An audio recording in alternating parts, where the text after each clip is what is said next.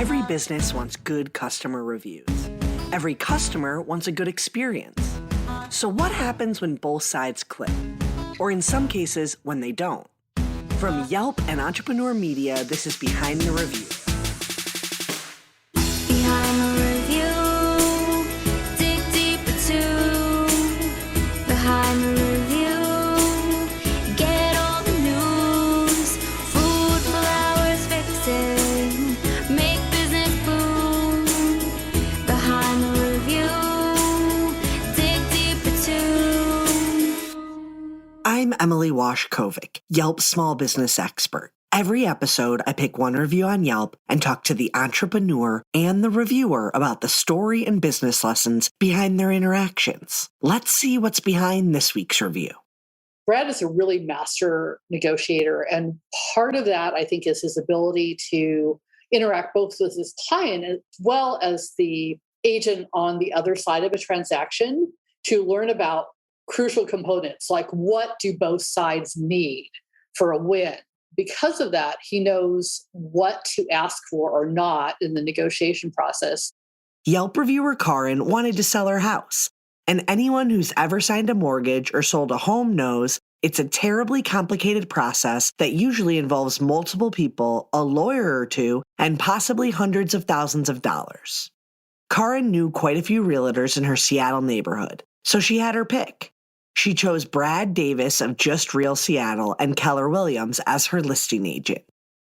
One of the things that I immediately liked about Brad when we first met was his communications, that he is really on point and direct and defines expectations well. I like that he has a system for working with clients. So when we first met, he presented a really well-designed folder that, again, talked about those expectations, kind of laid out the timeline for what things were going to look like in terms of in that case, it was a selling process. I've worked with other agents and no one has been quite so prepared, I guess, in a way, as some of the others have.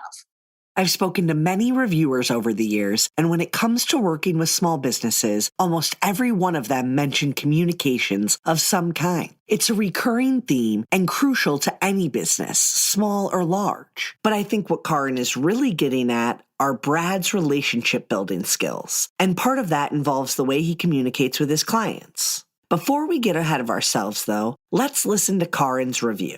Brad has helped me buy and sell in the Tacoma and Seattle markets, and the insights, market data, and inspection vendor information he provided helped me make smart decisions in hot markets. His capacity to forge relationships with other brokers led to winning in multiple offer situations. Looking forward to working with him again.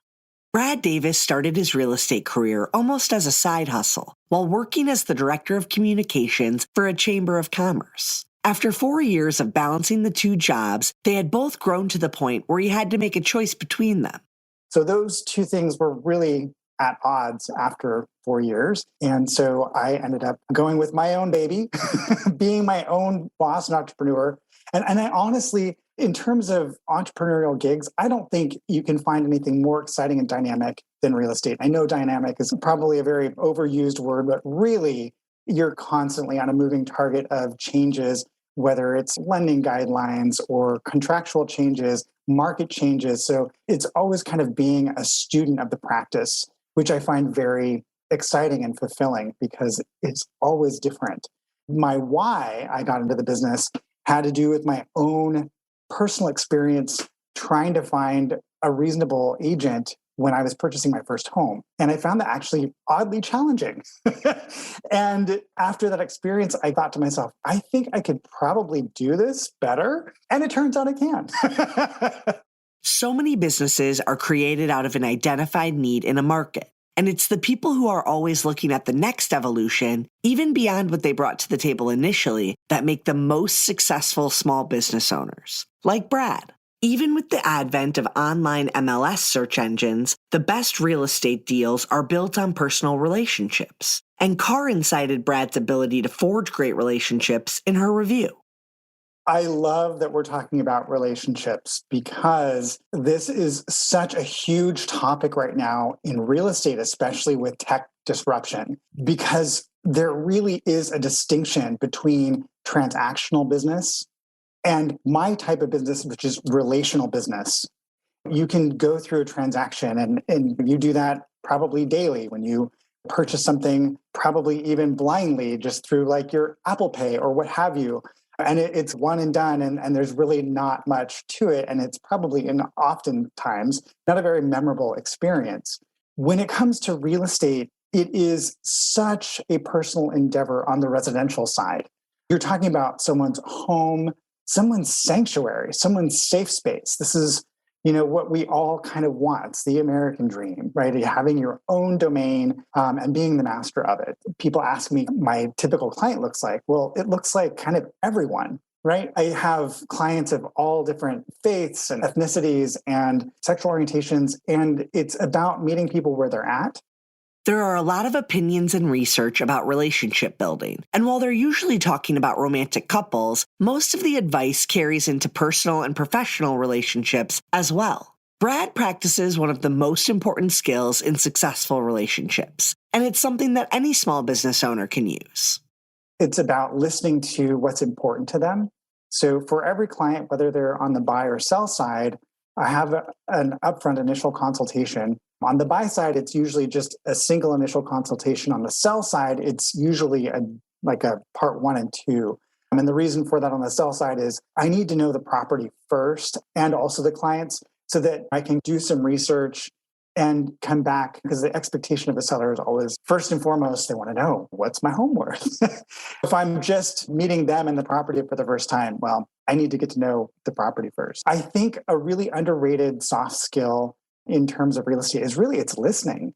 I know that sounds really simple and basic. It's listening and also probing and asking the right questions and a good number of questions. In fact, it's counterintuitive for me to be speaking so much, even in this forum, because I'm usually wanting them, my clients, to speak more to me so I can really get what's important to them, what their concerns are, and so we can address everything and also make sure too that they're clear and comfortable about how the process is going to unfold from start to finish. Staying in communication on a regular basis, even if sometimes it has to be a little bit more automated, those things are important. And also delivering communications, even if they're automated, that are of value. I don't send out recipe cards. I never have, I never will. That's not my thing. For my homeowner clients, they definitely want to get updates on value. So I send those out on a quarterly basis. I am working on doing home anniversary update consultations on home value with each individual past client, because I think that really is a value add and it keeps them up to date on what's going on in the market. And it's a great way for us to catch up and have a touch point. Realtors work with their clients during a very vulnerable period in their lives. According to a 2018 survey by Homes.com, 40% of Americans say buying a home was the most stressful event they've ever experienced. So all of the things Brad talked about, listening, communicating, understanding, allow him to be a steady hand in a not-so-steady process.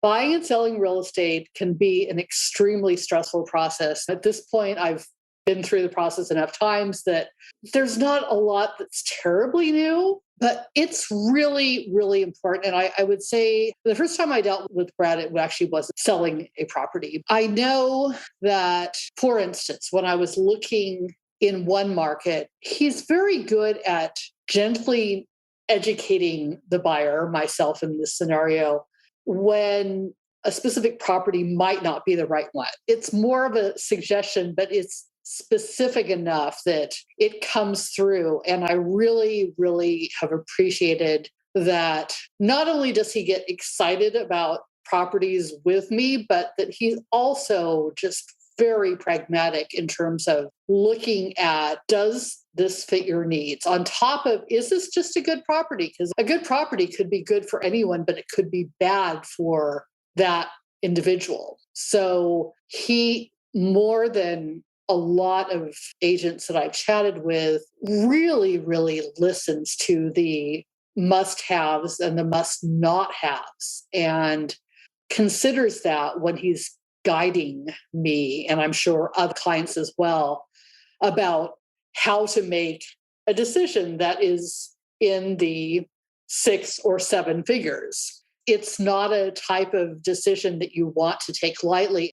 Real estate has a reputation of being a cutthroat industry, and you don't hear many stories about camaraderie among realtors and everyone singing kumbaya in a circle of trust. In fact, there are more than a few TV networks who have entire series dedicated to the idea that realtors cannot and do not get along. Any small business can be competitive within their industry, but Brad doesn't think it has to be. Collaboration can mean wins for both sides of a deal, and that makes everyone happy. Regarding camaraderie in the real estate industry, it really ought to be more of a thing. I think by and large, I don't know that it's viewed that way. I don't even know that it's practiced that way, even though as a licensee in Washington State, I have a legal responsibility to cooperate with my colleagues who also are licensees.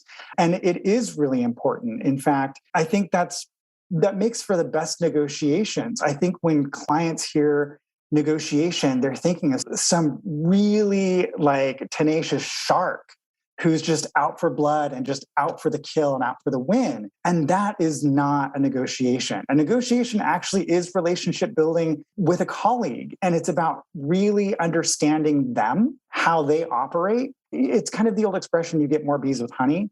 It's absolutely true. When you can relate with a colleague and then they're a little bit more trusting and open to give you information that could help your side. And the other point of that too is in terms of negotiation, there should be give all the way around. We have a values and belief system at Keller Williams that starts with win-win or no deal. There's no deal that's worth our reputation. There just isn't. Back in May of 2010, when I joined Keller Williams, I aligned myself with a company that truly believes in collaboration. And when we collaborate, there's more to go around for everyone. So at the beginning of the pandemic, myself, along with 2 of my Keller Williams colleagues in various other locations throughout the country, we started leading, and it started as a twice a week call with our colleagues throughout the country. And it's turned into a weekly call that has been going since, I want to say, April of 2020, and still to this day. I have formed over the years through Keller Williams solid relationships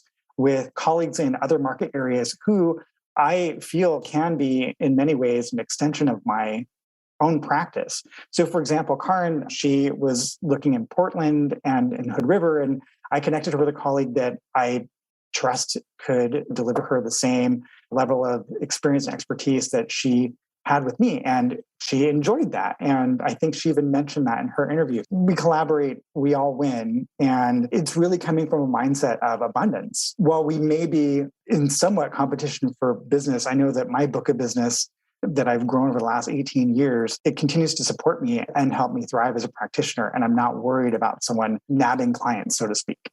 Karin gave a pretty brief review, but it was full of the right information when looking for a realtor, listing what was great about Brad and his services, highlighting his relationship building skills, and making sure another reader knew Brad made a difficult process easy. Karin's review philosophy is simple. She writes what she would want to know from a review. In addition, she takes a look at the history of a reviewer, not just the potential business. I think coming from a journalism background myself, that reviewing experiences is just kind of a natural for me. But also on top of that, because I am a freelancer and a business owner, I understand the value of what a positive review can do for a business. If you've had an amazing experience, why don't you want to share that with someone else that it would help, and also help that particular business excel and do better too? And the same thing is somewhat true as far as a really bad experience. In those scenarios, I mean, I try and be fair and consider what could have been going on with the business, that there are things that I don't see that may be out of their control. I will write the occasional negative review just where I feel like a company has really, really missed the mark. Fortunately, that has not ever been the case with Brad. In terms of looking at other people's reviews as part of my purchase process, one thing that I will do is if I notice that someone writes a really exceptionally positive or negative review, I'll check their other reviews to get a sense of whether this is a trend or not. Because what I've noticed is that some people are consistently positive and they will never, ever point out the negatives, which can be a bad thing. And the flip side of that is true. Some people are consistently complaining about different businesses. So I think it's really important when you look at reviews, you look at it within context and understand where that reviewer is coming from. That's one of the things too that kind of drives me to try and be as fair as possible when I'm reviewing, of fitting my review within the greater picture. We're going to take a quick break. Be right back. This podcast is brought to you by State Farm. Being a small business owner can be so fulfilling, rewarding, and let's be honest, a little scary from time to time. Doing your own thing and being your own boss is great, but sometimes it can make you feel like you are all alone, especially when things aren't going great. Well, the folks at State Farm want you to know that you aren't alone. State Farm has thousands of agents who are small business owners too, so they know what it takes to protect everything you've worked so hard for.